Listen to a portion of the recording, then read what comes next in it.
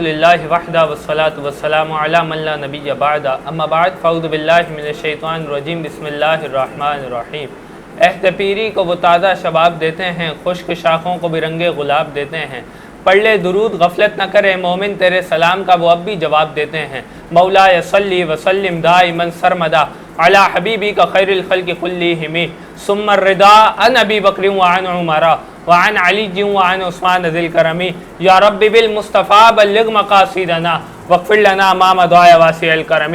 حمد و صلاۃ و سلام کے بعد میرے نہایت ہی واجب الاحترام یہاں تشریف فرما مہمانان ذی وقار اور میرے ناظرین و سامعین، السلام علیکم ورحمۃ اللہ وبرکاتہ۔ ناظرین، ایک مرتبہ پھر آپ کو رونق رمضان افطار ٹرانسمیشن میں خوش آمدید پیش کرتے ہیں۔ ناظرین کرام، اللہ جل وعلا کا لاکھ لاکھ شکر ہے کہ ایک مرتبہ پھر اس نے اہل علم حضرات کی مجلس سجانے میں اور اس کے اندر بیٹھنے کا موقع دیا۔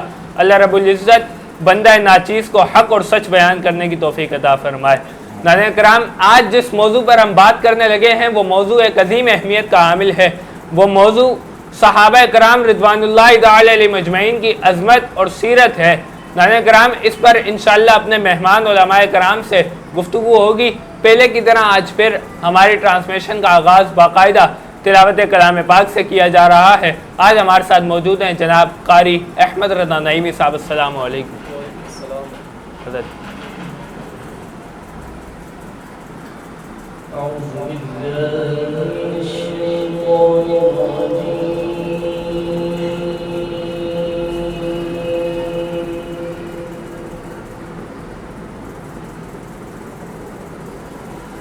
بسم الله الرحمن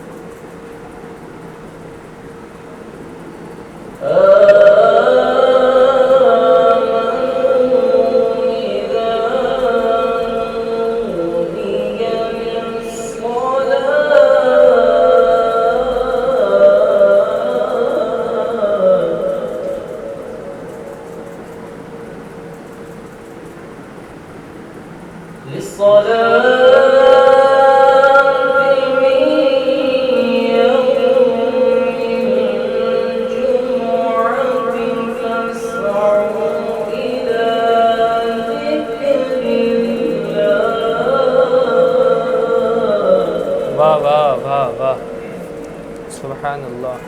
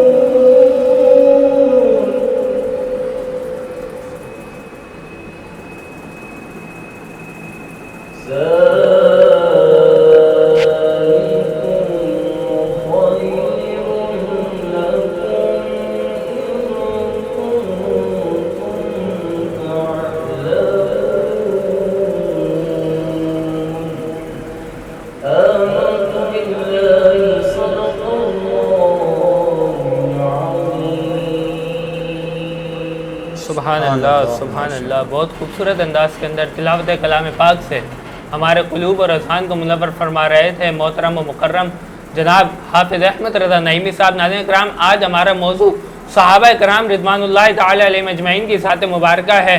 تو اہل سنت کا ہے بیڑا پار اصحاب حضور، نجم ہے اور ناؤ ہے عطرت رسول اللہ کی۔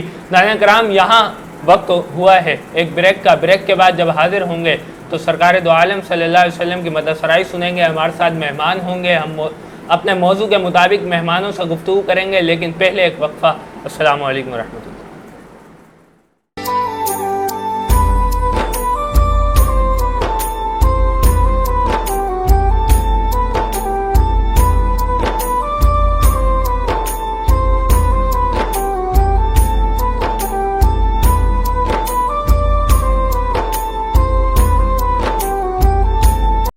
ویلکم بیک، السلام علیکم ورحمۃ اللہ۔ ناظرین کرام، آج ہمارا موضوع صحابہ کرام رضوان اللہ تعالی علیہ مجمعین ہے۔ ایک مرتبہ پھر آپ کو رونق رمضان افطار ٹرانسمیشن میں خوش آمدید پیش کرتے ہیں۔ ناظرین کرام، اب ہمارا بہت اہم سیگمنٹ جو پوری ہماری ٹرانسمیشن کی جان ہے، جس کے اوپر ہماری ٹرانسمیشن کھڑی ہوئی ہے، میری مراد علماء کرام سے ایک موضوع پر گفتگو۔ آج ہمارا موضوع جیسے میں نے آپ کو بتایا صحابہ کرام کی سیرت ہے، تو سرکار دو عالم صلی اللہ علیہ وسلم کا فرمان عالی شان ہے۔ سرکار دو عالم صلی اللہ علیہ وسلم نے ارشاد فرمایا، اصحابک النجوم فبأیہم اقتدیتم اہتدیتم۔ فرماتے ہیں کہ میرے صحابہ ستاروں کی مانند ہے، تم میں کسی ایک کی بھی پیروی کر جاؤ گے تو ہدایت پا جاؤ گے۔ ناظرین کرام، آج ہمارے ساتھ اس موضوع پر موجود ہے جناب حضرت علامہ مفتی شکیل اعوان صاحب۔ السلام علیکم۔ وعلیکم السلام ورحمۃ اللہ۔ حضرت مزاجی گرامی خیریت سے ہیں؟ الحمدللہ اللہ جزاک اللہ، آپ تشریف لائے، اللہ تعالیٰ آپ کو دارین کی برکت عطا فرمائے۔ آمین۔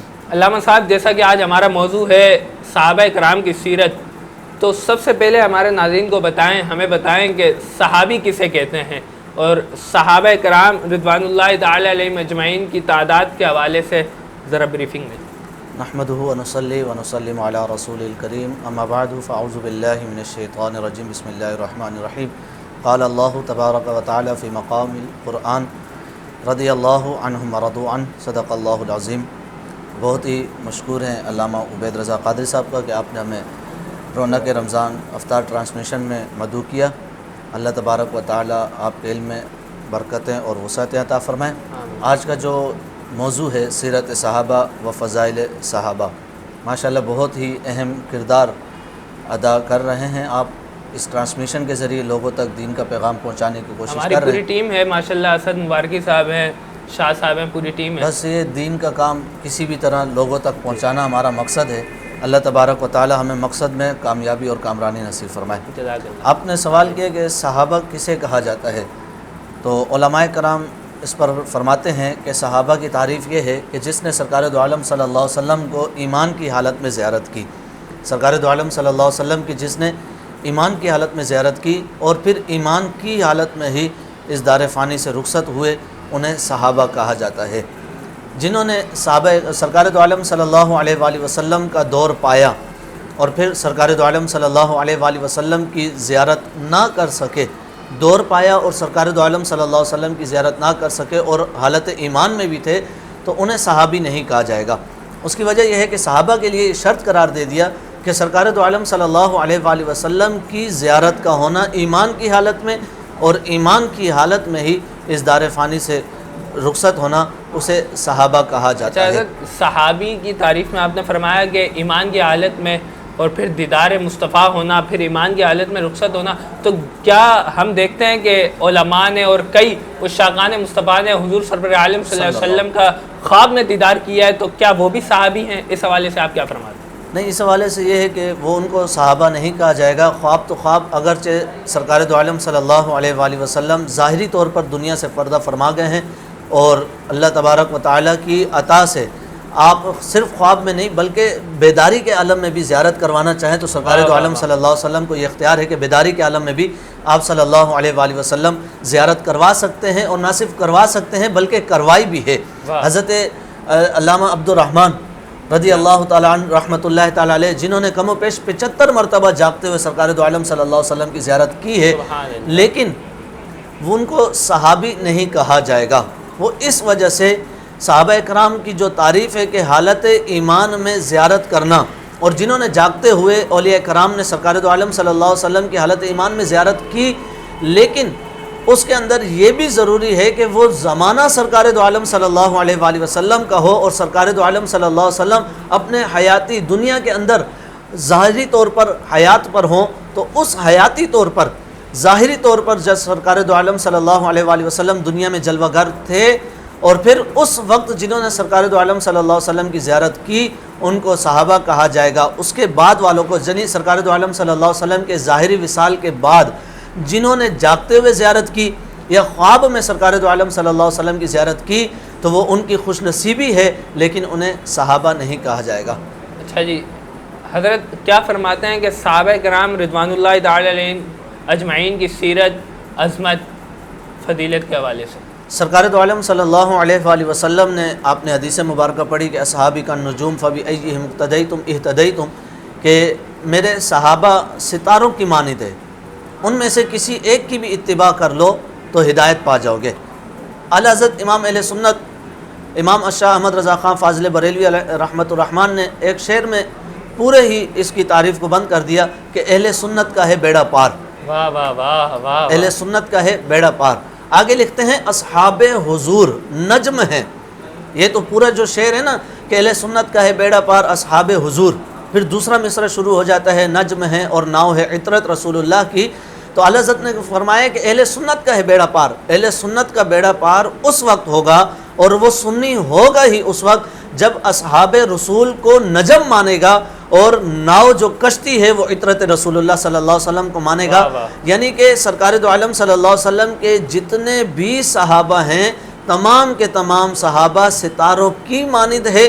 اور پہلے دور میں جس دور میں گھڑیاں ایجاد نہیں ہوا کرتی تھی اور لوگ کشتیوں پر دور دراز سفر کیا کرتے تھے تو وہ ستاروں سے ہی ہدایت کا راستہ طلب کیا کرتے تھے، معلوم کیا کرتے تھے، ستارے ہی وہ راستہ بتایا کرتے تھے۔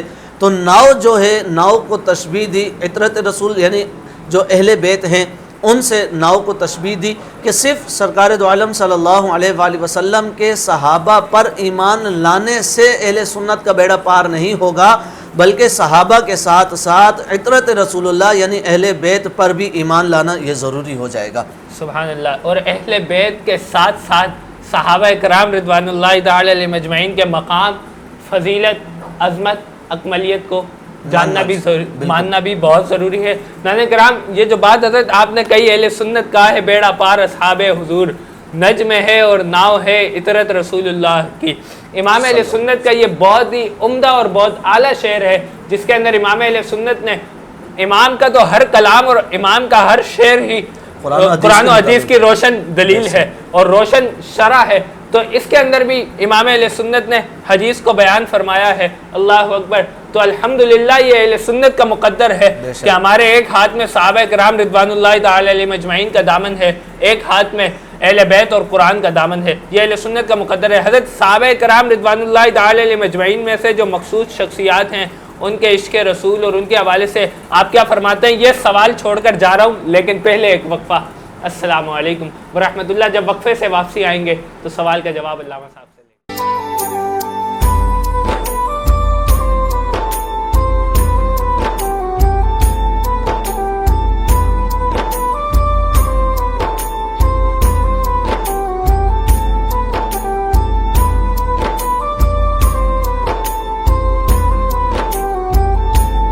ویلکم بیک، السلام علیکم ورحمۃ اللہ۔ ناظرین ایک مرتبہ پھر آپ کو رونق رمضان افطار ٹرانسمیشن میں خوش آمدید پیش کرتے ہیں۔ علامہ صاحب سے صحابہ کرام رضوان اللہ تعالی علیہم اجمعین کے حوالے سے گفتگو چل رہی ہے، تو علامہ صاحب میں سوال چھوڑ کے گیا تھا کہ صحابہ کرام کے عشق رسول کے حوالے سے آپ کیا فرماتے ہیں؟ صحابہ کرام علیہم الرضوان کا عشق رسول یعنی سرکار دو عالم صلی اللہ علیہ وآلہ وسلم سے محبت کرنے کا انداز ہی نرالا ہے۔ واہ واہ واہ۔ اللہ تبارک و تعالی صحابہ کرام کے عشق رسول کی ایک جھلک ہی ہمارے سینے میں ڈال دے تو ہماری دل کی دنیا بدل جائے گی۔ بخاری شریف کی ایک حدیث مبارکہ ہے، میں اکثر یہ بیان کرتا رہتا ہوں کہ صحابہ کرام کے عشق رسول، صحابہ کا جو عشق تھا رسول اللہ صلی اللہ علیہ وسلم سے وہ تو عرفہ و اعلیٰ تھا، لیکن سرکار دو عالم صلی اللہ علیہ وسلم کی سواری سے جو صحابہ کرام عشق اور محبت کیا کرتے تھے، سرکار دو عالم صلی اللہ علیہ وسلم کی سواری کی توہین بھی صحابہ کرام برداشت نہیں کیا کرتے تھے۔ بخاری شریف کی حدیث حضرت عبداللہ بن رواحہ رضی اللہ تعالی عنہ کے بارے میں آتا ہے کہ عبداللہ بن ابی جو منافقوں کا سردار تھا، سرکار دو عالم صلی اللہ علیہ وآلہ وسلم اپنی سواری پر تشریف لا رہے تھے، عبداللہ بن ابی منافقوں کا سردار بھی وہاں موجود تھا اور عبداللہ بن رواحہ رضی اللہ تعالیٰ عنہ جو صحابی رسول ہیں وہ بھی وہاں پر موجود تھے۔ اتفاق ایسا ہوا کہ سرکار دو عالم صلی اللہ علیہ وآلہ وسلم اپنی سواری سے نیچے تشریف لا کر چند قدم آگے ہی گئے تھے کہ دراز گوشت نے جن پر سرکار دو عالم صلی اللہ علیہ وسلم سوار تھے، دراز گوشت نے لید کر دی، یعنی پاخانہ کر دیا۔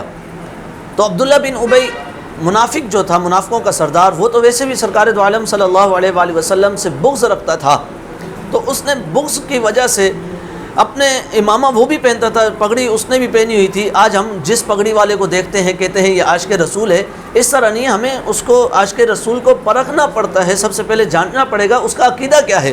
ہر نماز پڑھنے والا عاشق رسول نہیں ہوگا، ہر جبہ پہننے والا عاشق رسول نہیں ہوگا، ہر امامہ پہننے والا عاشق رسول نہیں ہوگا، جب تک کہ اس کے عشق مصطفیٰ کو چیک نہ کیا جائے۔ عبداللہ بن رواحہ رضی اللہ تعالیٰ عنہ بھی وہاں پر موجود تھے۔ عبداللہ بن ابی نے یہ حرکت کی، جیسے ہی اس دراز گوشت نے لید کی، اپنے امامے کا جو پگڑی کہیں گے ہم، تو پگڑی کا شملہ لیا اور اپنے ناک پر رکھ دیا، ناک پر رکھ کر یہ کہا کہ کتنی گندی بدبو ہے سرکار دو عالم صلی اللہ علیہ وآلہ وسلم کے دراز گوشت نے جو لید کی ہے اس کی بدبو اس قدر ہے کہ ہمارے ناک کے بانسوں کو جلا کر رکھ دیا۔ لیکن صحابہ کرام کا عشق رسول تو رسول، اور پھر صحابہ کرام کا رسول کی سواری سے جو عشق تھا اس کا عالم یہ تھا کہ حضرت عبداللہ بن رواحہ رضی اللہ تعالیٰ عنہ سے یہ برداشت نہ ہوا۔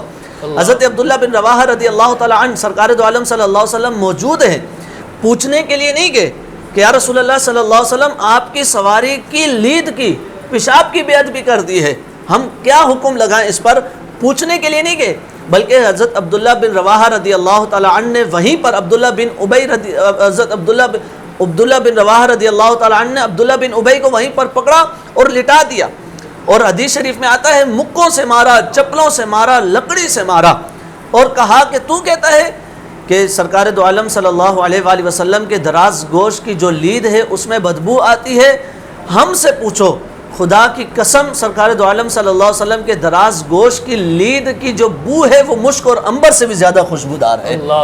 سرکار دو عالم صلی اللہ علیہ وآلہ وسلم کے صحابہ کرام تو سرکار دو عالم صلی اللہ علیہ وسلم کی سواری سے اس قدر محبت کیا کرتے تھے، تو سرکار سے محبت کا عالم کیا ہوگا۔ ایک مرتبہ ایک بادشاہ نے اپنے غلام کو بھیجا کہ جاؤ ذرا دیکھ کر آؤ کہ مصطفیٰ صلی اللہ علیہ وآلہ وسلم کے غلام کیا کر رہے ہیں۔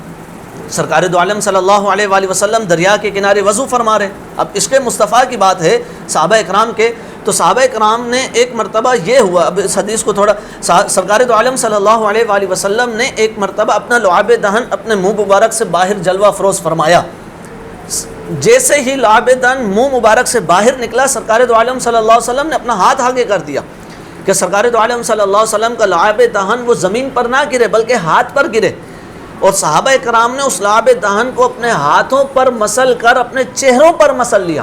واہ واہ واہ واہ، اس قدر عشق مصطفیٰ کہ اپنے ہاتھوں پر سرکار کو لعاب دہن مسل لیا، مسلنے کے بعد نہ صرف اپنے چہرے پر مسل لیا، اور جن صحابہ کرام کو وہ لعاب دہن نہ ملا ان کا عالم یہ تھا کہ انہوں نے جن کے ہاتھ پر وہ لعاب دہن آیا اس ہاتھ کے ساتھ اپنا ہاتھ مس کر کے تبرکاً اپنے چہروں پر ملنا شروع کر دیا تھا۔ یہ سرکار دو عالم صلی اللہ علیہ وسلم سے عشق رسول تھا صحابہ کرام کا۔ بتایا جا رہا ہے کہ وقفہ لینا جی۔ آخری سوال کے صحابہ کرام رضوان اللہ تعالی علیہ مجمعین کی فضیلت کے حوالے سے آپ کیا فرماتے ہیں؟ صحابہ کرام علیہم الرضوان کی فضیلت کے حوالے سے ایک حدیث مبارکہ تو آپ نے پڑھ لیا، اصحابک النجوم فبأیہم اقتدیتم اہتدیتم۔ اللہ تبارک و تعالیٰ نے قرآن مجید میں ارشاد فرمایا رضی اللہ عنہم ورضوا عنہ، کہ اللہ تبارک و تعالیٰ ان سے راضی ہے، صحابہ کرام سے راضی ہو، اور صحابہ کرام اللہ تبارک و تعالیٰ سے راضی ہیں۔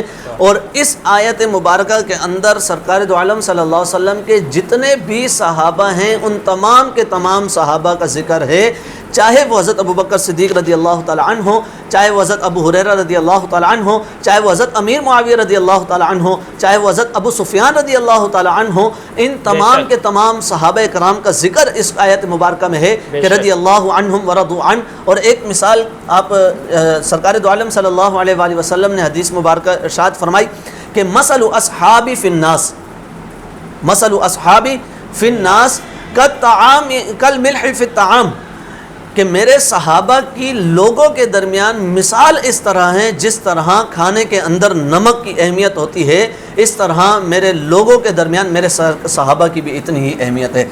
سمجھا کر مثال دینے کے بعد اس کا مفہوم یہ بنتا ہے، مفہوم حدیث، کہ جس طرح کھانے کے اندر نمک نہ ہو اور پھر وہ کھانا بد مزہ ہو جاتا ہے، بد ذائقہ ہو جاتا ہے، اسی طرح جس شخص کے ایمان کے اندر صحابہ اکرام کی فضیلت، مقام اور مرتبہ نہ ہو، اس کا ایمان بھی بد مزہ اور بد ذائقہ ہو جایا کرتا ہے۔ واہ واہ حضرت بہت کمال گفتگو فرمائی، اللہ تعالیٰ آپ کو جزائے خیر عطا فرمائے۔ ناظرین کرام، قبلہ مفتی صاحب، اگر آپ صحابہ کرام رضوان اللہ تعالی علیہ مجمعین کے فضائل کو دیکھیں، سیدنا صدیق اکبر کے فضیلت کو دیکھیں، حضرت عمر کی فضیلت کو دیکھیں، حضرت ابو ہریرہ کی فضیلت کو دیکھیں، حضرت ابو دردہ کی فضیلت کو دیکھیں، حضرت عمار بن یاسر کی فضیلت کو دیکھیں، تو ہر ایک روشن ستارے کی مانند ہے، ہر ایک کا اپنا مقام، اپنی فضیلت ہے۔ ماشاءاللہ، جزاک اللہ حضرت، آپ تشریف لائے، اللہ تعالیٰ آپ کو دارین کی برکت عطا فرمائے۔ ناظرین کرام، یہاں ایک وقفہ لیتے ہیں، وقفے کے بعد جب حاضر ہوں گے، علامہ صاحب سے میں اجازت چاہوں گا، وقفے کے بعد جب حاضر ہوں گے تو ایک اور مہمان، ایک اور شخصیت ہمارے ساتھ موجود ہوگی، لیکن پہلے ایک وقفہ۔ السلام علیکم ورحمۃ اللہ۔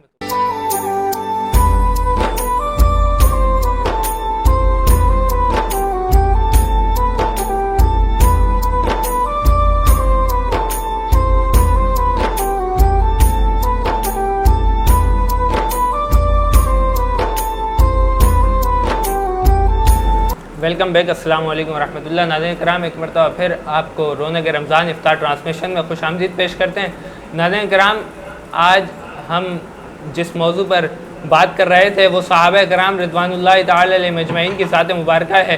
ناظرین کرام، اب ہم جس موضوع پر بات کریں گے وہ ہمارے ساتھ آج موجود ہیں ایک سیاسی شخصیت، میری مراد جناب جمشید ترین صاحب۔ السلام علیکم۔ وعلیکم السلام جی۔ حضرت خیریت سے؟ آپ سے ٹھیک ہے الحمدللہ۔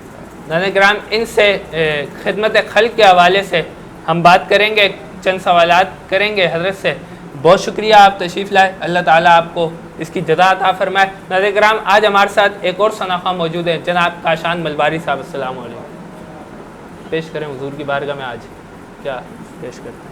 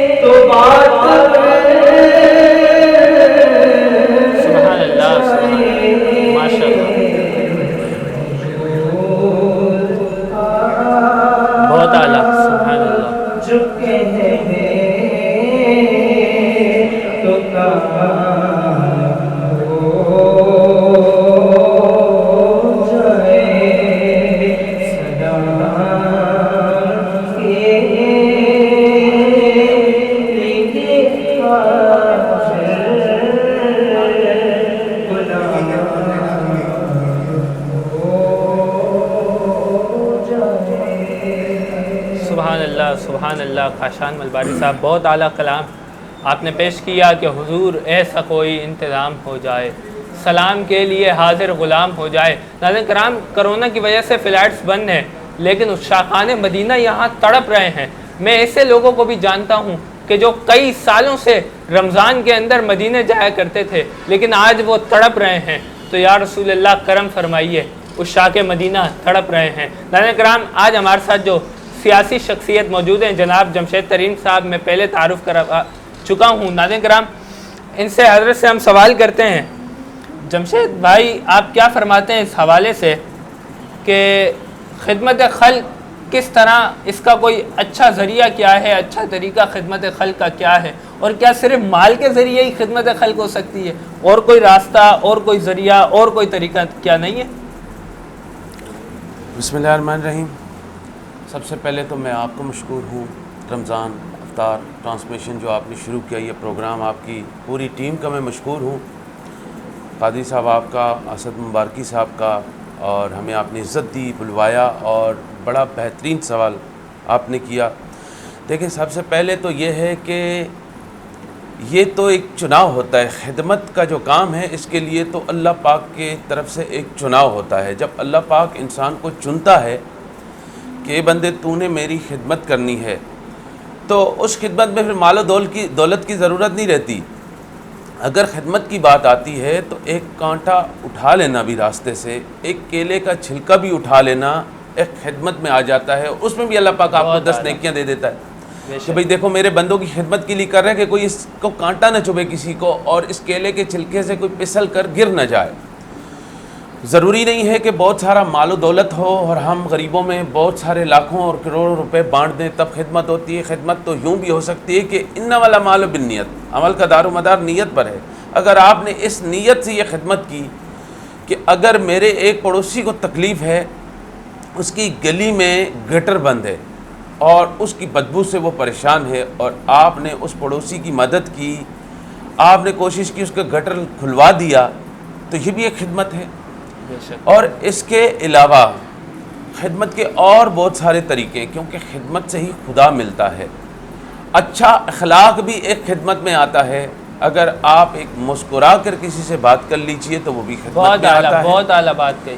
اسی لیے خدمت طرح طرح کی ہے کہ سب سے پہلے آپ اپنے گھر والوں کی خدمت کریں۔ سب سے پہلے تو آپ کے والدین زندہ ہیں تو ان کی خدمت کریں، کیونکہ آپ کے قبلہ اور کعبہ ہیں وہ، اور اس کے بعد آپ کے بہن بھائی، آپ کے عزیز اقارب، آپ کے پڑوسی، آپ کے اہل علاقہ، اور پھر اس کے بعد جتنی خدمت ہو سکتی ہے۔ میں ایک مثال دیتا ہوں خدمت کی، جہاں اگر بات آتی ہے تو آج ایک وہ ایسی شخصیت جو اس دنیا سے چلی گئی ہے وہ تھے عبدالستار ایدی صاحب۔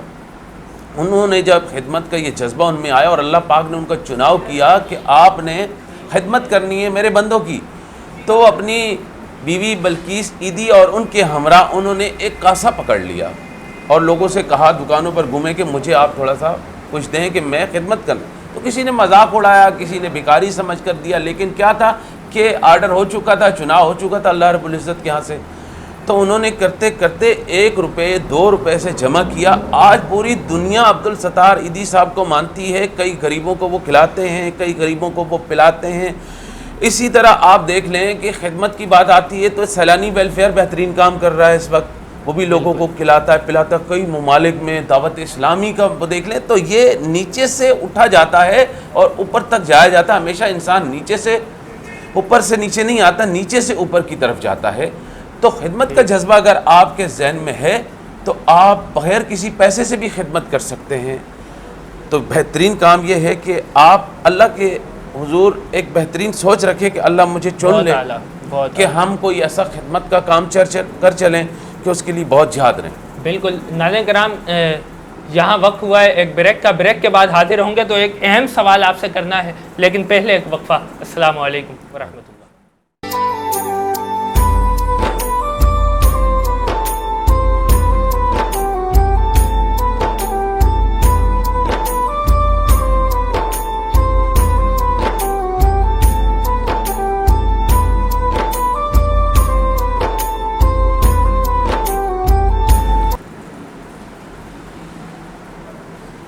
ویلکم بیک ناظرین, السلام علیکم ورحمۃ اللہ.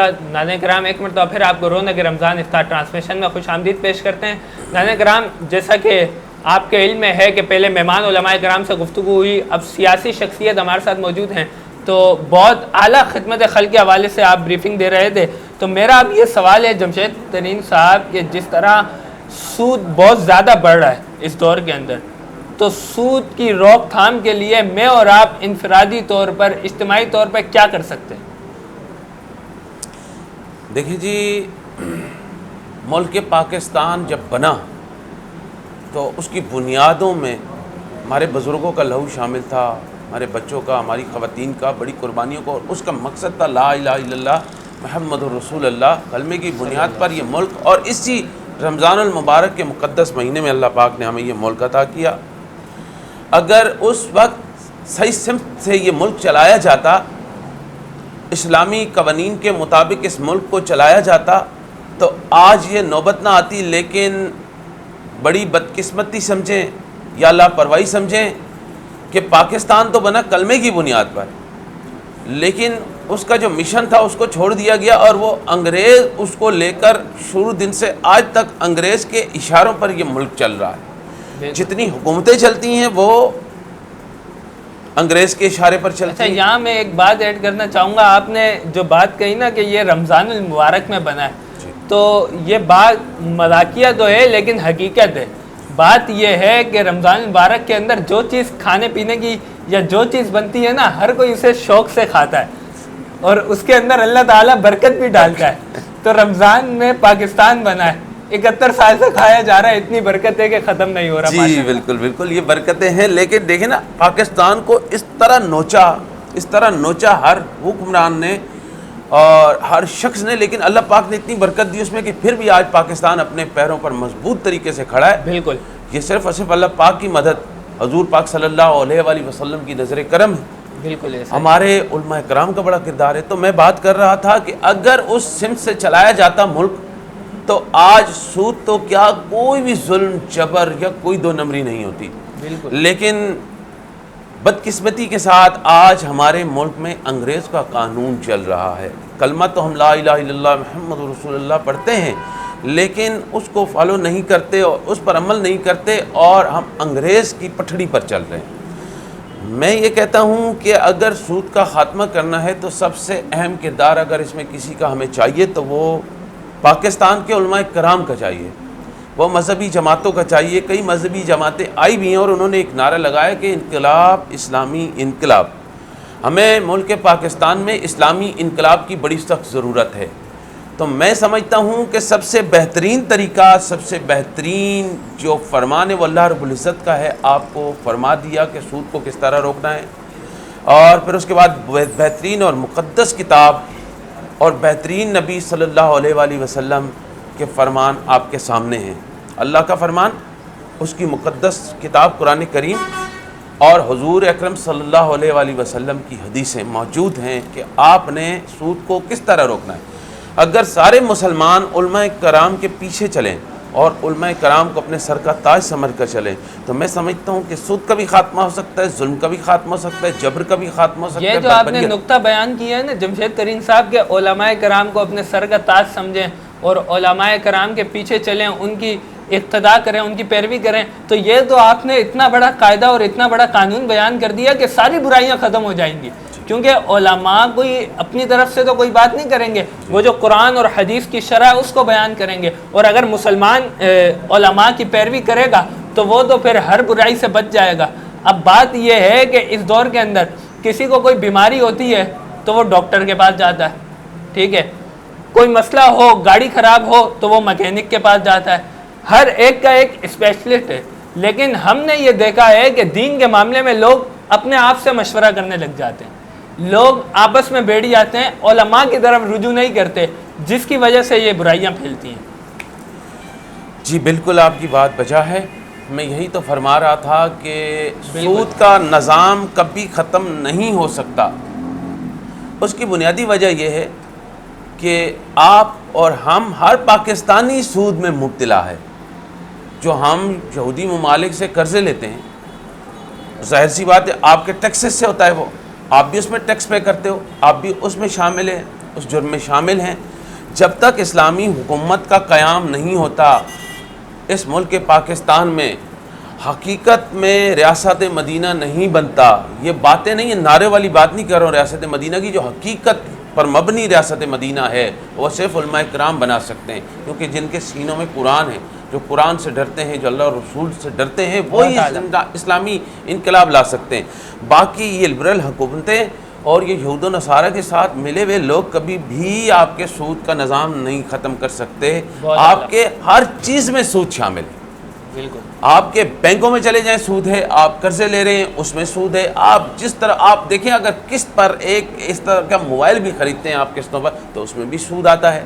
تو سود کا خاتمہ کیسے ہوگا کہ جب آپ کے ملک پاکستان کے اندر اسلامی انقلاب آئے گا، حکومت اسلامی قانون کے مطابق ہوگی، چور کے بازو کاٹے جائیں گے، سود کے جو سود کھا رہے ہیں ان کے خلاف وہ قانون لاگو ہوگا جو اسلام حکم دیتا ہے، اور اگر کوئی ظلم کرتا ہے تو اس کے ساتھ وہ شریعت والا معاملہ ہوگا، تو تب جا کر آپ کا ملک انقلاب مانگتا ہے، اور انقلاب بھی اسلامی انقلاب مانگتا ہے، اور آپ کا ملک پاکستان سود کے خاتمے سمیت تمام ظلم کے خلاف جہاد مانگتا ہے۔ بہت اعلیٰ گفتگو کی ناظرین کرام، اختتامی گفتگو کی طرف جا رہا ہوں، پروگرام یہاں وائنڈ اپ ہو رہا ہے۔ ناظرین کرام، بہت ہی اعلیٰ گفتگو جمشید ترین صاحب نے کی ہے کہ پاکستان سے اگر برائیوں کو ختم کرنا چاہتے ہیں تو وہ اسلامی نظام سے ہی ختم ہوگا، وہ علماء ہی ختم کر سکتے ہیں۔